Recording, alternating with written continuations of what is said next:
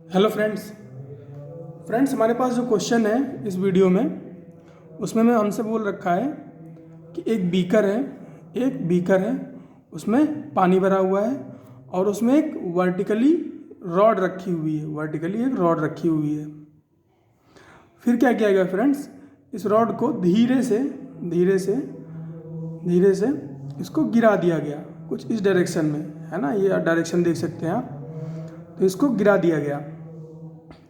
तो फ्रेंड्स जब इस रॉड को आप गिराओगे तो एक कुछ डिस्टेंस गिरेगी नीचे की तरफ। उसके बाद फ्रेंड्स क्या होगा, इस पानी का अपथ्रस्ट फोर्स इसको होल्ड कर लेगा। तो फ्रेंड्स हमसे बोला गया है कि जब ये इक्विलिब्रियम पे पहुंच जाएगी तो इसका एंगल थीटा, वर्टिकल से इसका एंगल थीटा कितना होगा। फ्रेंड्स क्वेश्चन अगर आपको समझ में नहीं आया हो तो वीडियो को थोड़ा बैक करके फिर से समझिए। इस रॉड को गिरा दिया गया है हॉरिजॉन्टल की तरफ, और फ्रेंड्स ये रॉड जो है ये पानी के अपथ्रस्ट फोर्स की वजह से कुछ एंगल गिरने के बाद रुक जाएगी। तो हमसे पूछा है कि उस एंगल की वैल्यू बताओ जिस एंगल पे ये इक्विलिब्रियम में आके रुक जाएगी। हमें क्या क्या दे रखा है फ्रेंड्स, हमें इस रॉड की लेंथ दे रखी है, इसकी डेंसिटी दे रखी है, वाटर की डेंसिटी दे रखी है, ये जो पानी की हाइट है, ये जो वाटर फील्ड है इसमें उसकी हाइट दे रखी है 0.5 मीटर।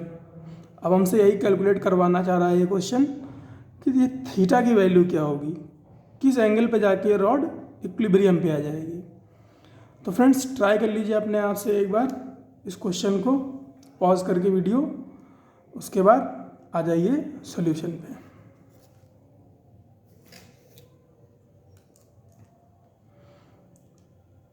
थोड़ा कॉम्प्लेक्स सा लग रहा है इसका सॉल्यूशन, लेकिन है नहीं इतना, समझने वाली बात है बस। तो फ्रेंड्स देखिए क्या होगा फ्रेंड्स, इसका या मान लेते हैं कुछ थीटा एंगल पे आके ये रॉड कुछ इस तरह से इक्विलिब्रियम में आके स्टॉप हो गई। तो फ्रेंड्स क्या होगा, और स्टॉप क्यों हुई फ्रेंड्स, वाटर के अपथ्रस्ट फोर्स की वजह से।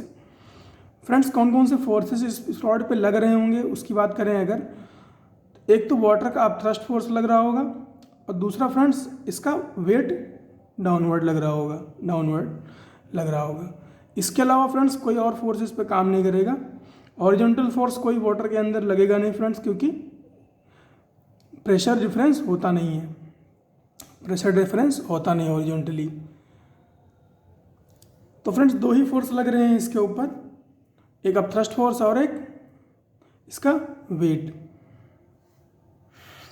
तो फ्रेंड्स इसमें हम फोर्स बैलेंस कराने की बात करें तो फ्रेंड्स उससे बात नहीं बनेगी। तो फ्रेंड्स एक चीज़ यहाँ पे जो पिक्चर में आती है वो ये है कि ये जो अपथ्रस्ट फोर्स है और जो ये वेट है, ये दोनों फोर्सेस अलग अलग पॉइंट्स पे लगेंगे। फ्रेंड्स जो ये वेट है इसका रॉड का, वो इसके सेंटर ऑफ मास से डाउनवर्ड लगेगा। और फ्रेंड्स इसका सेंटर ऑफ मास जो है वो L/2 डिस्टेंस पे होगा। और फ्रेंड्स लेकिन फ्रेंड्स जो ये अपथ्रस्ट फोर्स लगेगा इस रॉड पे, वो कहाँ पर लगेगा फ्रेंड्स, वो लगेगा centre of buoyancy. Centre of buoyancy क्या होता है फ्रेंड्स, जैसे रॉड का कुछ जितना हिस्सा, मान लीजिए वाई लेंथ जो है, वाई लेंथ समज्ड है, तो सेंटर ऑफ बायेंसी एग्जिस्ट करेगा y/2 पे। मैं आपको थोड़ा कलर से दिखाता हूँ।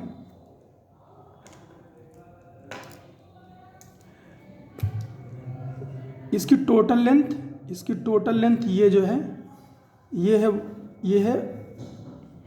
ये जो सबमर्ज्ड लेंथ है ये क्या है, y है ना, ये y है।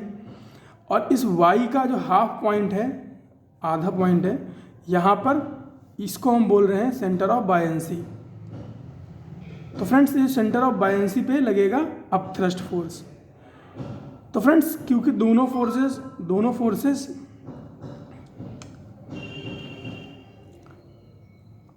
फोर्सेस के बीच में कुछ परपेंडिकुलर डिस्टेंस है और दोनों ही फोर्सेस ऑपोजिट डायरेक्शन में हैं, तो यहाँ पे फ्रेंड्स क्या कर रहे हैं, एक तरह का ये रोटेशनल फोर्स लगा रहे हैं। मतलब ये रॉड जो है, ये जो अपथ्रस्ट फोर्स है, ये इस रॉड को ऐसा घुमाना चाह रही है और जो ये वेट है ये ऐसा घुमाना चाह रहा है। तो फ्रेंड्स जब ये रॉड रोटेशनल इक्विलिब्रियम में आ जाएगी, जब ये रॉड रोटेशनल इक्विलिब्रियम में आ जाएगी तो ये रेस्ट में आ जाएगी और ये स्टॉप हो जाएगी। तो फ्रेंड्स रोटेशनल इक्विलिब्रियम कब आएगा, जब नेट टॉर्क ज़ीरो हो जाए।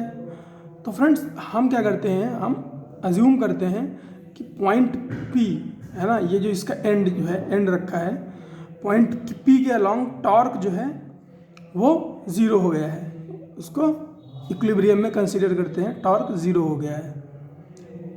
कब, जब इसका जब इस रॉड की वाई लेंथ सबमर्ज्ड है, जब इस रॉड की वाई लेंथ सबमर्ज्ड है, उस केस में हम क्या कर रहे हैं, अज्यूम कर रहे हैं कि ये रोटेशनल इक्विलिब्रियम में आ चुकी है। तो torque due to weight equal to torque due to upthrust. अब टॉर्क ड्यू टू वेट हम किसके अलॉन्ग किसके रेस्पेक्ट में ले रहे हैं, P के रेस्पेक्ट में ले रहे हैं। तो weight into perpendicular distance of weight, perpendicular distance of weight from point P। तो वो कौन सी डिस्टेंस है फ्रेंड्स, वो ये डिस्टेंस है, ये डिस्टेंस है। और अगर और प्रिसाइजली देखें तो इसको इस डायग्राम में देखिए, ये वाले डायग्राम में, ये इसकी टोटल लेंथ है, ये इसकी टोटल लेंथ है L, ये इसकी टोटल लेंथ है L। तो फ्रेंड्स वेट कहाँ से लग रहा है, वेट लग रहा है L/2 से, L/2 से वेट लग रहा है।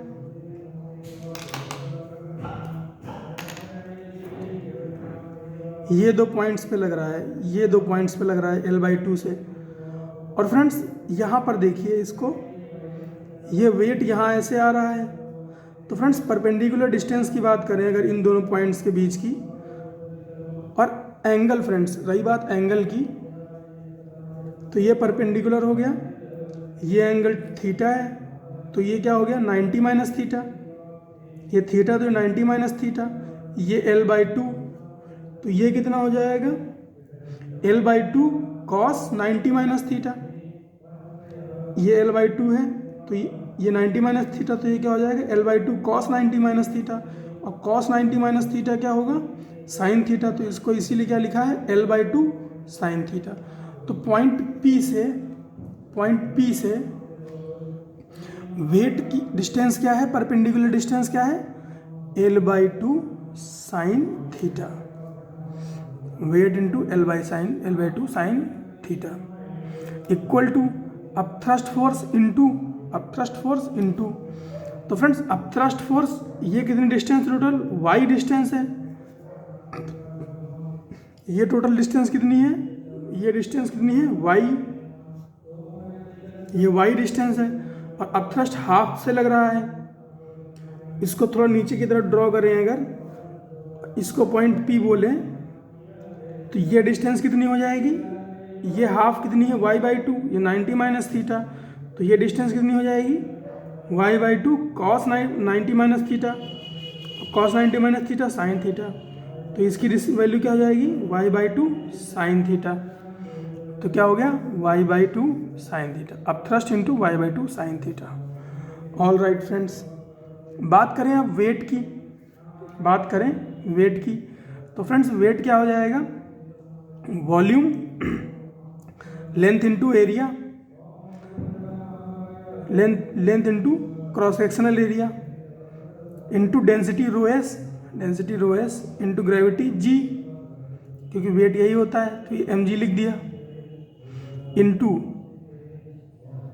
ये फ्रेंड्स 1/2 कैंसिल आउट हो गया, साइन थीटा कैंसिल आउट हो गया, तो क्या बचा L equal to upthrust force क्या होता है, volume of fluid displaced, volume of fluid displaced into density of fluid into gravity g into Y.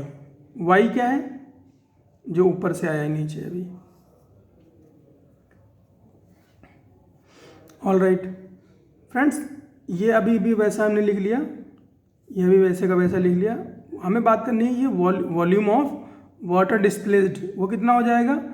Length of rod submerged in water, वो कितनी है? y into cross sectional area a। तो volume of water displaced मिल गया into water density of water into gravity into y।